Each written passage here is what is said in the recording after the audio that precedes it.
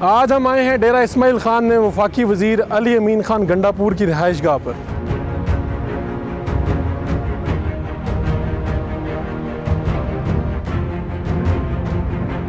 इनका लाइफस्टाइल कैसा है और ये सियासत में आए कैसे। आप ये बताइए कि आपके पास तो बड़े महंगे महंगे घोड़े हैं, आपका जरिया माश क्या है? कभी कभी समझते नहीं है कि तुम दो तेज बयान दे जाते हैं। एक्शन एंड रिएक्शन होता है, जब कोई ज़्यादा एक्शन करे तो मैं फिर एक्शन भी ऐसा देता हूँ।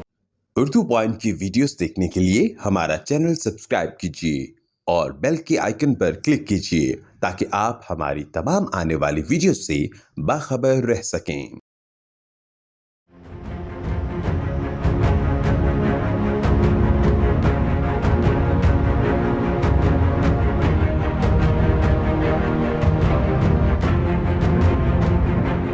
NCA से टेक्सटाइल डिज़ाइनिंग, शिकार भी करते हैं, खिलाड़ी भी हैं, सियासतदान भी। अली अमीन गंडापुर आखिर है कौन?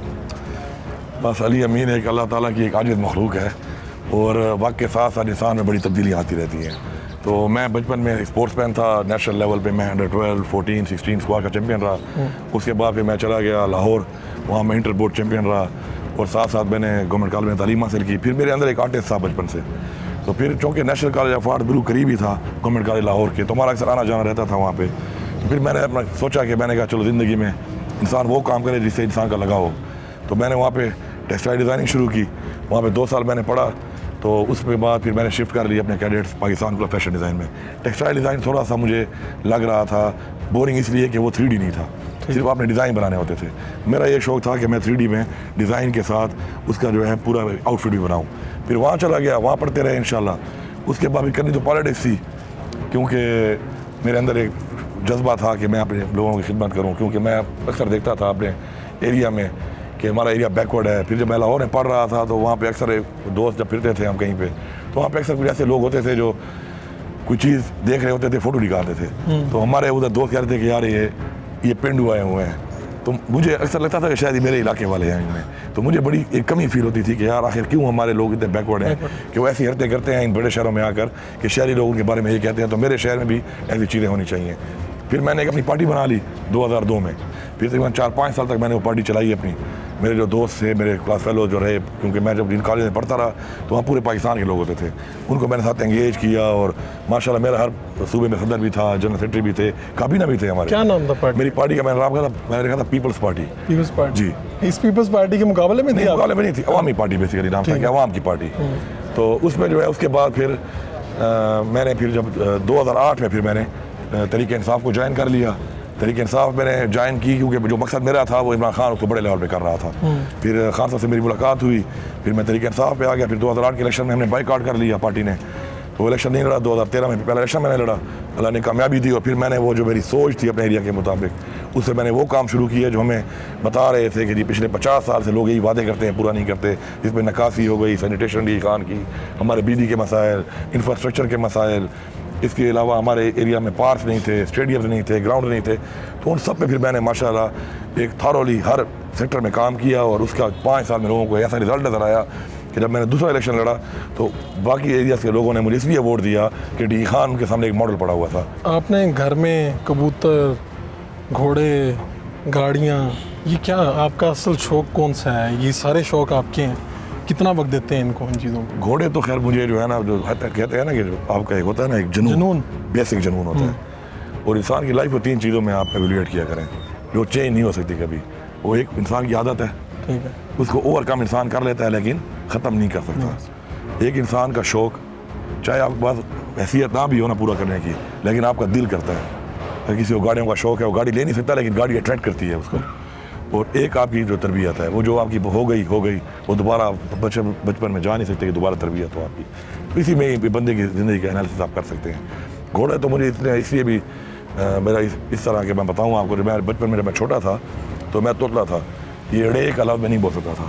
तो मुझे वाले साहब ने कहा, जो पहला लफ्ज़ सिखाया बचपन में, तो उन्होंने मुझे ऊपर से कहा कि अड़ा इस तरह ना ऐसे ज़बान मारो। फिर उन्होंने मुझे कहा कि तुम अगर घोड़ा बोलोगे मैं तुम्हें घोड़ा लेके दूँगा। तो मैंने जो पहला लफ्ज़ अड़े वाला बोला है वो घोड़ा ही बोला है। तो वाले साहब ने घोड़ा लेके नहीं दिया उस वक्त, और वैसे भी हम बाहर पढ़ते थे उस वक्त, तो नहीं मिला घोड़ा उस वक्त। लेकिन फिर जब मैं डी खान में आ गया और एक स्टेबल लाइफ डिसाइड कर ली कि यहीं पे ही रहना है, फिर घोड़ों का शौक़ रखा हुआ है। और अल्लाह ताला वैसे भी कहते हैं कि अल्लाह ताला किसी खुश होता है तो घोड़ा देता है, ज़्यादा खुश होता है तो और देता है।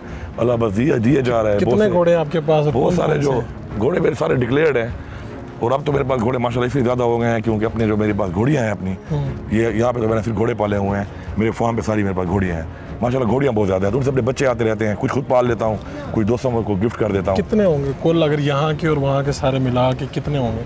अभी इस वक्त मेरे पास लगभग मेरे ख्याल में बच्चे और जो घोड़ियाँ मेरे पास खड़ी हैं तकरीबन कोई 35 एक घोड़ियाँ और बच्चे मेरे पास हैं, अपने होम ब्रीड है। और नर घोड़े जो मेरे पास माशाल्लाह हैं और अपने जो बच्चे तैयार हो रहे हैं अब, ये तकरीबन मेरे ख्याल में 26 हैं 27 हैं, एग्जैक्ट फिगर मुझे याद नहीं है। ये सब यहाँ से है कि कुछ मंगवाए भी किसी बाहर से भी कुछ इंपोर्ट भी किए हैं, थारोब्रेड भी हैं, स्पेनिश भी हैं, अरब भी हैं, और देसी निज़ाबादी वाले जो हमारे हैं। और पाकिस्तान की इतनी अच्छी ब्लड लाइन है ना जो पाकिस्तान में निज़ाबादी में अपनी गेम में, तो वो सारी ब्लड लाइन्स का मैंने जो है वो एक मजमूआ इकट्ठा किया हुआ है। तो जब सियासत में इस तरह से मसरूफ़ नहीं थे तब फिर इनको भरपूर टाइम देते थे? नहीं, उस वक्त बीता टाइम था नहीं, सियासत में तो फिर इन्वॉल्व थे ही, लेकिन ये उस ज़माने में ये होता था कि पाकिस्तान में तकरीबन साल में 10, 12, 15 मेले हम लोग पार्टिसिपेट कर लेते थे। अब तो कहीं साल में एक मेला होता है, वो भी अपना जो लोकल मेला होता है उसे पार्टिसिपेट कर लेता हूँ, बाकी तो टाइम नहीं मिलता। हाँ, चला जाता हूँ कभी कभी, और बाकी मेरे सवार है, मेरी पूरी टीम है, तो ये सवार मेरे हर तकरीबन मेले में हर साल 15 से 20 मेले में पार्टिसिपेट करते हैं, मेरा क्लब करता है पार्टिसिपेट, लेकिन मुझे टाइम नहीं मिलता। तो इमरान खान के साथ आपका कुर्बत का लेवल बड़ा आगे का है, क्या उसकी वजह क्या है? देखिए जी, इमरान खान की अब टीम का हिस्सा है, हम उसके वर्कर की तरह काम करते हैं। जब से मैंने ये पार्टी ज्वाइन की है, ये वज़ीरिस्तान मार्च पहले हुई थी, उस वक्त तो हमारी हुकूमत भी नहीं थी कहीं पर, उस समय मैं होस्ट था पूरी वज़ीरिस्तान मार्च का, बहुत बड़ा स्टेप था। उसके बाद जो है फिर जो भी जलसा होता था, जो भी प्रोग्राम कहीं पर भी हो, पाकिस्तान के किसी कोने में हो, तो हमारा एक ये था कि साउथ रीजन से हमारा काफिला जरूर जाता था। तो चूँकि मैंने आपको बताया कि मैं अपनी जुनूनी आदमी हूँ, मैं जो काम भी करता हूँ जुनून के साथ करता हूँ, तो एज फ्रंट लाइनर हमने हमेशा मुकाबला किया, और फिर हर पे तो कोई धरना कोई भी बात हुई तो चाहे मैं मिनिस्टर था या उससे पहले भी, तो फ्रंट लाइन पे हमेशा मैंने फाइट किया और हुकूमत बनाई। बड़े इल्ज़ामात आए, एक वीडियो भी आई पैसों वाली, अब वाकई लोगों में पैसे बांट रहे थे इलेक्शन के लिए? नहीं, वो तो खैर से वही मैं कहता हूँ ना कि मतलब ये कुछ ऐसी चीज़ें आ जाती हैं ना कि फिर उसका जब जवाब आप देते हैं तो वो कोई जवाब, उस सवाल करने वाले वो जवाब सुनते भी नहीं हैं। उसमें हुआ ये था कि वो जो वाक़या था उसमें 1 महीना पहले वहाँ पर उधर एक रोड टूट गया था, जिसकी वजह से 2 बच्चे, नौजवान 2 बच्चे शहीद हो गए थे। तो जब मैं वहाँ पे गया तो मेरा जलसा वहाँ पे था, मेरा वहाँ प्लान भी नहीं था जाने का, तो मेरा जलसा था वहाँ पर एक जगह पे, तो वहाँ पे कुछ ख़वातीन और लोग मेरे पास जलसे के बाद आए कि आप हमारे पास चक्कर लगाएं, वहाँ पे हमारे साथ जुल्म हुआ है और हमारे मज़ीद भी ख़तरा है कि हमारे और लोग भी यहाँ पे नुकसान ना हो हमारा। तो मैंने कहा अभी तो मेरे जलसे हैं आगे, तो मैंने कल सुबह मैं फिर नाश्ता करके अपने प्रोग्राम में जाने से पहले आपका विजिट करूँगा। तो वो मतलब प्री प्लान नहीं था, मेरे शेड्यूल में भी नहीं था। तो मैं वहाँ पे गया तो वो जगह इतनी टूटी हुई थी कि मुझे गाड़ी से उतरना पड़ा।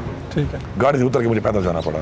जब मैंने हालात देखे उनके और मजबूरी देखी, तो मैंने इंसानी हमदर्दी के तहत मैंने उनको पैसे, मुझे याद भी नहीं जेब में कितने पैसे मेरे थे उस वक्त, मैंने उनको दे दिए। उनके सामने वो क्रश प्लांट लगा हुआ था। अच्छा। तो मैंने क्रश प्लांट सामने देखा तो मैंने कहा चलो इतना काम इनका हो जाए कि एटलीस्ट आर्धी तौर पे काम कर लें। वो आप अपनी ज़ाती जेब से? जी, वो तो मैंने ज़ाती जेब से उनको दिए, ना उनसे मैंने कोई वादा लिया। मैंने उनसे ये कहा कि यार आपको ये मैं दे रहा हूँ, आपके नुकसान को देख करके जब तक मैं आपको रोड बना के नहीं देता हूँ, और इंशाल्लाह हमारी हुकूमत आएगी हम बनाएंगे, हम तो जा ही नहीं सकते, रास्ता ही बंद है हमारा।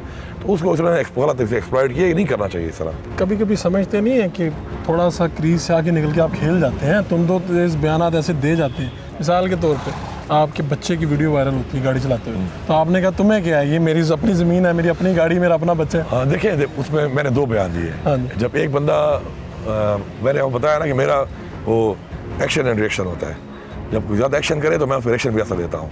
वो एक जो साफ़ी ने जिस तरीके से उस बात को किया तो मुझे उसने मज़ा नहीं दिया, क्योंकि वैसे अगर वो उसने मुझे कहा कानून तोड़ा है इसने, कानून मैंने नहीं तोड़ा था। तो मैंने कानून की तरफ चला गया कि हाँ ठीक है कानून तोड़ा है तो मुझे कानून पढ़ा के बता दो आप।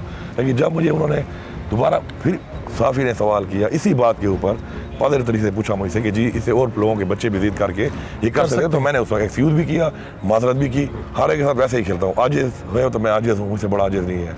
और किसी को अगर शौक़ है कोई दबंग बनने का और मतलब है कोई प्रूफ करने का, तो फिर उसमें भी मैं हर हद तक जाता हूँ और मुझे मज़ा आता है मुकाबला करने का उससे जो ताकतवर हो। आप ये बताइए कि आपके पास तो बड़े महंगे महंगे घोड़े हैं, आपका ज़रिया माश क्या है? माशाल्लाह जी, हमारे आबा व अजदाद से लेके अब तक माशाल्लाह डी खान के बड़े लैंड ओनर्स हैं। अच्छा। और हमारा ज़मींदार है बड़ा अच्छा। फिर बाकी मैं खुद बड़ा माशाल्लाह लकी हूँ इस मामले में कि प्रॉपर्टी और दूसरे कारोबार भी साथ साथ मैं अभी तो टाइम नहीं मिलता, नहीं कर सकता हूँ, लेकिन पहले काफ़ी मैं जो करता रहा हूँ उसके अंदर चूँकि मैं समझता हूँ कि अल्लाह की मेहरबानी है मेरे ऊपर, खुद ही लोग आ जाते हैं मेरे पास, इन्वेस्टर आ जाता है, वो कहता है यार ये फलाना प्लाट है, ये फलाना एरिया मुझे दे दो।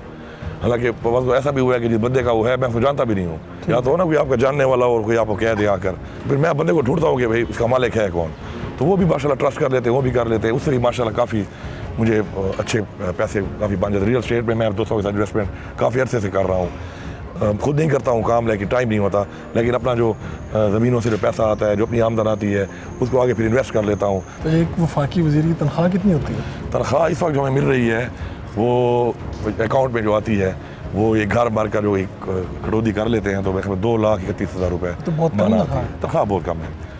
तो आपके ख्याल में ये जो सियासतदानों को पैसे मिलते हैं गवर्नमेंट की तरफ से, इस पे तो ये मेहमान नवाजी और ये चीज़ें नहीं कर सकते? नहीं, सियासत में तो ये तो वो जो पैसे वो वाले हैं ना, उनमें तो एक आम घर भी जो है नॉर्मल बंदे का भी नहीं चलता। सियासत के लिए तो आपको अपना कोई कारोबार, अपना रोज़गार, आपका जो अपनी आमदन है, ज़ाती आमदन है, वही इन्वेस्ट करनी पड़ती है। हमने देखा कि आपकी सिक्योरिटी अच्छी खासी, क्या आपको कोई ख़तरा है? हाँ जी, मेरे पे काफ़ी हुआ है, इस घर पे 2 अटैक हो चुके हैं जहाँ पे खड़े हैं हम इस वक्त। एक दफ़ा यहाँ पे कोई ग्रेनेड फेंका गया था, एक दफ़ा बहुत बड़ा यहाँ पे बहुत बड़ा बम रखा गया था। इसके अलावा 2-3 दफ़ा बाहर भी हमले हो चुके हैं मेरे ऊपर, थ्रेट भी बहुत ज़्यादा है, तो उस वजह से सिक्योरिटी थोड़ी टाइट रखी हुई है। अच्छी बात है कि सुनत है, अपना हिफाजत तो करनी है। आप खूबसूरत हैं, आपको लड़कियों के मैसेजेस तो आते होंगे? नहीं, लड़कियों के मैसेज मुझे आते तो पहले बहुत ज़्यादा थे, लेकिन अब इतने नहीं आते। उसकी 2 वजूहत हैं। एक वजह तो ये है कि मैंने, जब इंसान अपनी ज़िंदगी में फ़ैसला कर लेता है ना कि मैंने एक चीज़ नहीं करनी, तो वो लोगों को महसूस हो जाता है। आप एक काम करते हो ना, तो वो काम वाली चीज़ें आपकी तरफ आती हैं। जब आप एक काम नहीं करते हो तो आप वो चीज़ें आती ही नहीं है। उन लड़कियों को सबको पता चल गया कि अब नहीं मैसेज करने मैं जवाब दे देता हूँ कि जी बहन, जी सिस्टर तो उसमें फिर वो, और मेरे ध्यान में एक बात है ही नहीं, मैं इतना ज़्यादा चीज़ों में इतना ज़्यादा मैं एंगेज्ड हूँ ऑलरेडी, मेरे पास इन चीज़ों के लिए टाइम भी नहीं है। आपकी सेहत बहुत अच्छी है, आप शहद का इस्तेमाल रोज़ करते हैं? शहद खाता हूँ इंशाल्लाह, लेकिन इतना खाता नहीं, उतना लोगों को देता हूँ। अच्छा। जितना शहद मैं बांटता हूँ ना लोगों में, क्योंकि हमारी तरफ बेरी का शहद बड़ा मशहूर है, अभी आपको भी देते हैं। ठीक है। तो वो चूँकि हमारे एरिया में और हज़ूर पाक सल्लल्लाहु अलैहि वसल्लम ने बताया था कि जो रॉयल हनी है वो बेर वाला, क्योंकि बेर के दरख्त में एक तासीर है। तो हमारे जो एरियाज़ हैं यहाँ पे काफ़ी एरिया में बरानी इलाके हैं, तो वहाँ बेर बहुत ज़्यादा है, तो बेर की शहद है मैं खुद कम खाता हूँ, लेकिन जिसको मैंने एक दफ़ा दिया है ना उसको मैं ही सप्लाई कर रहा हूँ अब। तो इसलिए जो मेरे लोग हैं मुझे पहुँचाने वाले, तो वो मतलब है अपनी मुझसे डिमांड करते हैं, और फिर मुझे मतलब है कि उनको देना पड़ता है। एक दफ़ा जो आधी सर आपको भी दूंगा ना, तो आपने मुझे दोबारा ज़रूर ख़त्म होने के बाद कॉल करना है कि भाई वो शहद ख़त्म हो गया है, लेकिन ये वो शहद है खाने वाला, पीने वाला शहद नहीं है। अच्छा, आखिरी बात, ये आपने मशा दिया कि यार 100 दाने अगर आप इस्तेमाल करते हैं चीनी के तो 9 दाने कर दें, ये मशरे आते कहाँ से हैं, कौन देता है? और इसके बाद खान साहब गुस्सा नहीं करती, क्या बयान दिया आपने? नहीं, देखिए मेरी बात सुने, मैंने इन्फ्लेशन का 9% बताया कि 9% इन्फ्लेशन का मतलब ये है कि आपकी 9% इन्फ्लेशन अगर हुई है, तो अगर आप 100 दाने डाल रहे हैं चीनी के, तो उसमें यूँ समझ लें कि आपको महंगाई की वजह से 9 दाने आपको एक्स्ट्रा पे करने पड़ रहे हैं। तो आप 9 दाने कम खाना शुरू कर दो। अब ये नहीं था कि मैंने नहीं कहता गिनो, अब मैं 2 चम्मच यूज़ करता था, अब मैं 1 चम्मच यूज़ करता हूँ। महंगाई की वजह से नहीं, मैंने फील किया कि अभी चाय मुझे इतनी मीठी लगती है, ये फैक्ट है। अगर आप 3-4 दिन अपने आप को एक आदी कर लें, आप कहवा पीते हैं, आप उसमें 2 चम्मच डालें, आप 3-4 दिन 1 चम्मच डालना शुरू कर दें, तो आपको वही टेस्ट आना है और आपका जो शुगर लेवल है उसी लेवल पे आ जाना है। इसी तरह मैंने जो बात की 9 निवालों वाली, तो वो भी यही था कि 9% की इन्फ्लेशन हुई है, तो अगर मैं 100 निवाले खाता हूँ तो 9 निवाले अगर मैं कम खाऊंगा तो मतलब वो इन्फ्लेशन के साथ मैंने रैशनलाइज किया है उसको। मेरा मतलब ये नहीं था कि आप चीनी के दाने गिनो, जिस तरह वीडियो मुझे किसी ने भेजी 1-2, उसने कहा दाने मोटे कर दो यार, ये गिने नहीं जाते, वो तो फिर मजाक बन जाता है। लेकिन उस बात का जो मकसद था वो ये था कि इस्लाम के फ़िरोग के लिए जब हमारे रसूल पाक सल्लल्लाहु अलैहि वसल्लम जैसी हस्ती ने जंग के दौरान अपनी पेड़ में पत्थर बांधे, और हम चाहते हैं कि हम खुद मुख्तार हों, हमारी गैरत, हमारी कौमी गैरत, हमारी इस्लामी गैरत, हमारी बहुत सी चीज़ें, हमारे फैसले हम खुद करें। जब हम इतनी बड़ी कौम बनना चाहते हैं तो ऐसी कौम में बनने के लिए कुर्बानी देनी पड़ती है। अभी मेरी बीवी जो है वो जनरेटर पे ऐसे नहीं लगाती है, क्योंकि कहती है बच्चों को आदी करना चाहिए इस चीज़ का कि इतने भी नहीं कि हर वक्त ऐसी लगाओ उनको। तो आप जैसे अपने आप इमरान खान साहब जो हैं, इमरान खान से कमरे का टेम्परेचर कभी 25 से ऊपर नहीं करते हो, उन्हें अपने आप को आदी किया हुआ है। आप उनके कमरे में जाओगे आपको पसीने आएंगे, आपको गर्मी लगना शुरू होगी, उसको नहीं लगती क्योंकि उसने अपने आप को एडजस्ट किया हुआ है। तो आपकी बॉडी के साथ अपने आप को एडजस्ट करना है आपने, तो वो आपको करना चाहिए। क्योंकि देखिए कौम अगर हमने आगे जाना है तो छोटी मोटी चीज़ों पर ठीक है, महंगाई तो मैं मानता हूँ है, लेकिन महंगाई की वजूहत जो लोग हैं धरने भी वो दे रहे हैं। अपने ऊपर जो तनकीद आपके ऊपर बहुत ज़्यादा लोग करते हैं, उनसे कोई ऐसी बात करना चाहेंगे कि यार ये तो मेरे अंदर है ही नहीं, आप मुझे ऐसी बुरा समझते हैं, कुछ कहना चाहेंगे उनसे? जी बिल्कुल, मैं कहना चाहूँगा बात यह है, हमेशा इंसान को जो है पॉजिटिव सोचना चाहिए। मैं ये कहूँगा, अगर मेरा ये बिलीफ है कि अगर कोई इंसान है, कोई भी इंसान है, उसमें अगर 10 खामियां हैं और एक खूबी है, अगर लोग उसकी उस खूबी के ऊपर उसकी तारीफ़ करेंगे तो शायद 10 खामियां छोड़ दें अपनी। मेरा ये बिलीफ है। इसलिए दुनिया में कोई भी अगर इंसान होता है, आप उसको अच्छा इंसान अगर बनाना चाहते हैं, एक तो ना छिड़ने वाली बातें हैं या शुगर मिल है, वो तो अलग है, लेकिन अगर आपने एक बंदे की, आप चाहते हैं कि एक बंदे की इस्लाह हो जाए, तो मेरे ख्याल में उसका इस्लाह का मेरे नज़दीक ये है कि आप उस बंदे की जो एक खूबी है, उस खूबी की उसको बात करें, उस खूबी की तारीफ़ करें, तो वो अपनी उस खूबी की तरफ तारीफ़ सुनेगा तो वो उसकी तरफ जाएगा और अपनी वो खामियाँ छोड़कर बेहतर, अगर आपने इस्लाह करनी है, और इस्लाह करनी चाहिए लोगों की, हमारा ये इंसानी फ़र्ज़ बनता है कि हम लोगों की इस्लाह करें। कोई भी माँ के पेट से अच्छा है बुरा पैदा नहीं होता, कोई भी आदत अपने साथ लेके नहीं आता, इस दुनिया में बनाता है। अगर हम किसी की इस्लाह कर सकते हैं और इस्लाह कर लें तो मेरे ख्याल में ये भी एक बहुत बड़ा जिहाद है कि आप लोगों की इंसानियत की इस्लाह करें जिससे इंसानियत को फ़ायदा हो। आपका बहुत बहुत शुक्रिया।